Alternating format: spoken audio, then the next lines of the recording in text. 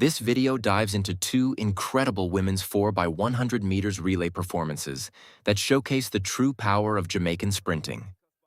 From the rising stars at the CARIFTA Under-17 level to the world-class dominance led by Shelly-Ann Fraser-Pryce, we break down how Jamaica continues to dominate across generations.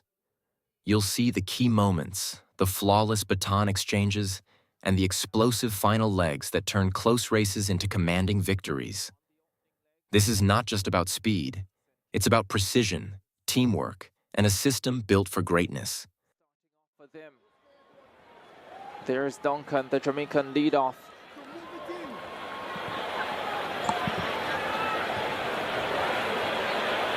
Kylie Wallace starting things off for the Bahamas in lane number 2. One assumes that Kiesra Thomas is likely to figure heavily, but of course the team to beat will be Jamaica. Shira Stout will be the lead-off runner for the British Virgin Islands.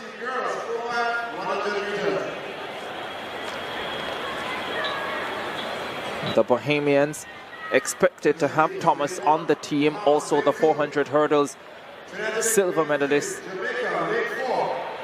Dominic Dean.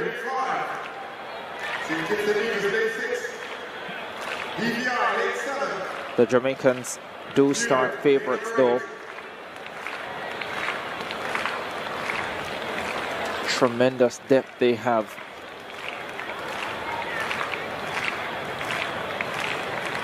Final of the 4x100 for under-17 girls. Turks and Caicos, Bahamas, Trinidad and Tobago, Jamaica, Grenada, St. Kitts and Nevis, British Virgin Islands, and Bermuda.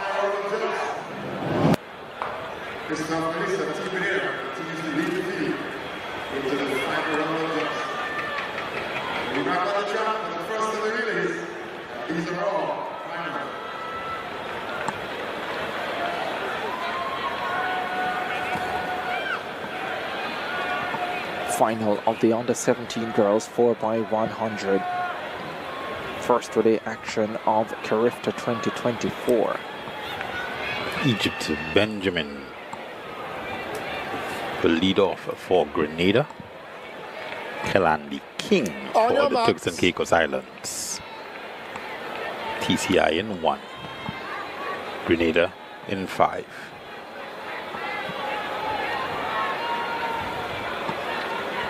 Has had a lot of running, Regis, at these championships so far. Let's see if she can put her team in a good position from the opening leg. Duncan for Jamaica in 4. Wallace for the Bahamas in 2. Off they go. 4x100 final on the 17 girls. Fine start for Trinidad and Tobago. Duncan no response for the Jamaicans. Duncan hands over first, and it's Jamaica in charge. Down the back straight away they go. The Bahamians responding now. Jamaica and Bahamas. Trinidad and Tobago with work to do. St. Kitts and Nevis going well in lane number 6. Natrice East on the third leg for the Jamaicans. Looks superb in 200, qualifying earlier today. Here's the final change. It's Jamaica in front. They are well clear of the rest of the field. Pashana Lee Blake is it an anchor. The Bahamas coming forward with Thomas. They will be second. Jamaica with the gold medal. Bahamas silver and Trinidad and Tobago.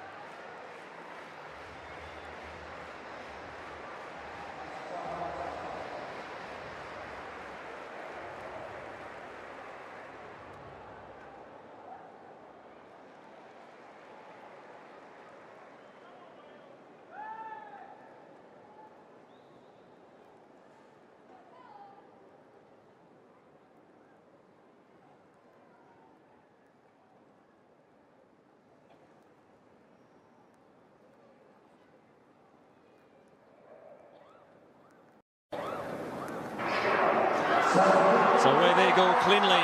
And Asha Phillip looking to put England in a good position, but Jamaica looking strong with Carol and Stewart already.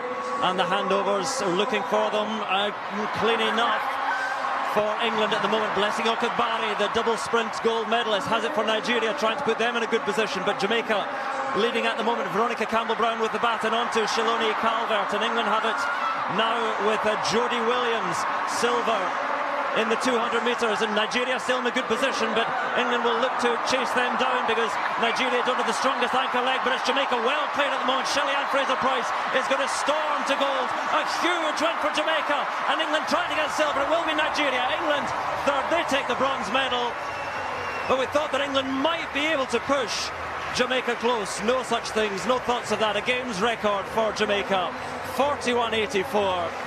What a performance, dominant from the Jamaican quartet. All four ran well, but Shelly-Ann Fraser-Pryce put her in that position, and there is no chance that she will be called. That pose.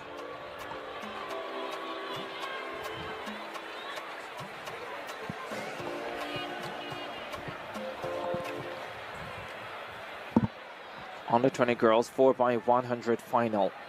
So we actually lost 3 teams from the semi-finals. Guyana is not there, unfortunately. No Tiana Springer, no Narissa McPherson. They're going to be running the 4x4 mixed, hopefully a little bit later.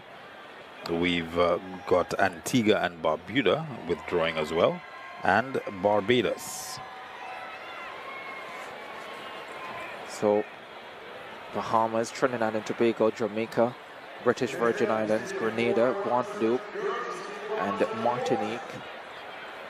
The teams set to take part here. British Virgin Islands. Oh wow, they would love to have a Deja Hodge now. That's Amia Todman for the BVI. Here's the lineup from the inside. Grenada, Martinique, British Virgin Islands, Jamaica, Trinidad and Tobago, Guadeloupe, and Bahamas. 7 teams going in this final. And Todman on that third leg with Soleil Frederick. Trinidad and Tobago team, they have the Frederick sisters, one would suppose. They also have Symphony Patrick to choose from.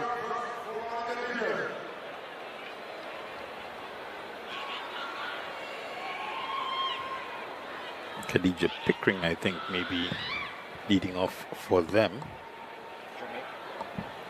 Jamaica being led off by Habiba Harris, the 12.95 sprint hurdler, takes the opening leg for the Jamaicans. They are expected to have a fine team.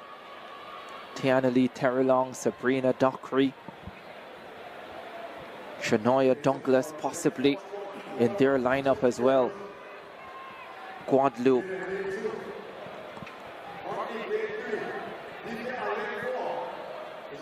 Guadeloupe will be in lane number 6.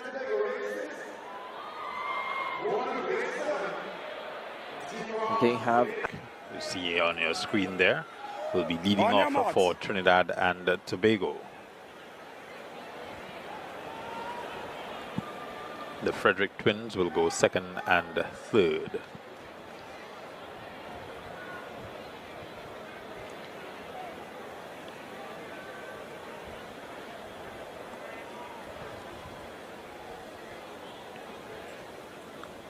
Set. Cleanly away this time for the 4x100 final for under 20 girls. Trinidad and Tobago up well with Symphony Patrick. Abiba Harris runs a good first leg for the Jamaicans as well. The Jamaicans change safe and first. Tiana Lee Terrelong, the 100 silver medalist, goes flying by Frederick. Jamaica ahead of Trinidad and Tobago. Here's the change for the Jamaicans. Soleil Frederick on the third leg for Trinidad and Tobago, but it's Jamaica with the advantage. This is where the battle is expected to be. Here's the final change. Jamaica ahead of TNT. Down the home stretch they come. Trinidad and Tobago trying to close, but the Jamaicans pull away through Shania Douglas. 43-61. Another terrific performance by the black, green and gold. That's 3 in a row in the relays. They are on course for another sweep at the CARIFTA Games. They swept the 1500s yesterday, and they are very much on course in the 4x100s. Pickering taking home Trinidad and Tobago to a well-deserved silver medal.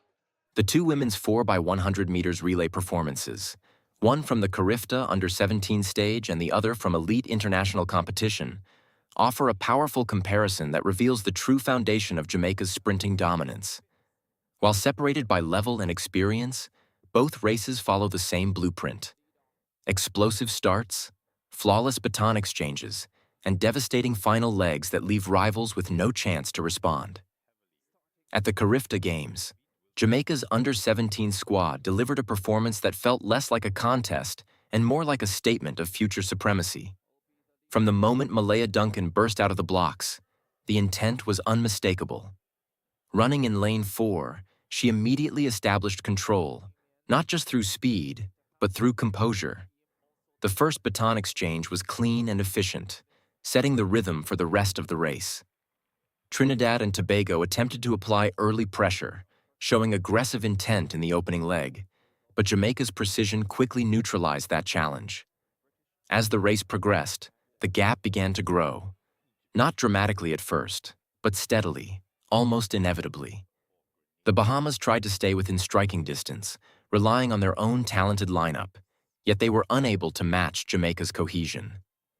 The defining moment came on the third leg, where Neutralized East injected a surge of pace that effectively broke the race open.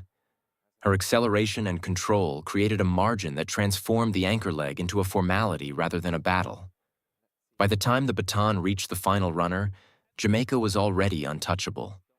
The anchor simply extended the lead, powering down the home straight and sealing a dominant victory, with the Bahamas taking silver and Trinidad and Tobago securing bronze.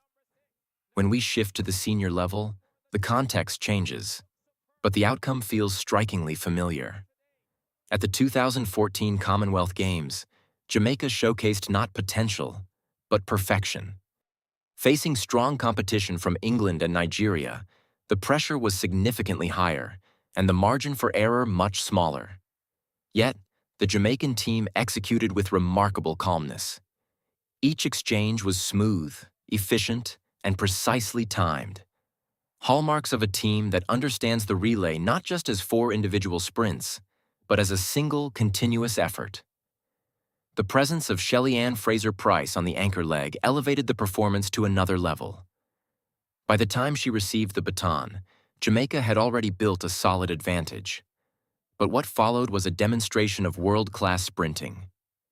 Her explosive acceleration and flawless mechanics erased any lingering doubt, driving the team to a games record of 41.84 seconds. It wasn't just a win. It was a statement of dominance at the highest level. Comparing these two races reveals a deeper truth about Jamaica's success in the 4x100-meter relay. The difference between youth and elite competition lies in experience and refinement, but the core principles remain identical. At CARIFTA, we see the early stages of development: raw speed combined with disciplined execution. At the Commonwealth Games, we see the finished product: athletes who have mastered every detail, performing under pressure with absolute confidence. What stands out most is the consistency of Jamaica's relay philosophy. Whether it's young athletes like Malaya Duncan and Neutralized East, or global icons like Shelly-Ann Fraser-Pryce, the approach does not change. Clean baton exchanges, controlled aggression, and a powerful anchor leg form the backbone of every victory. This continuity is what allows Jamaica not only to dominate in the present, but to secure its future as well. Ultimately, these two performances are not just victories separated by time and level. They are connected chapters of the same story. One shows the rise of the next generation, the other, the peak of global excellence. Together, They illustrate how Jamaica has built and continues to sustain its legacy as the undisputed powerhouse of women's sprint relays.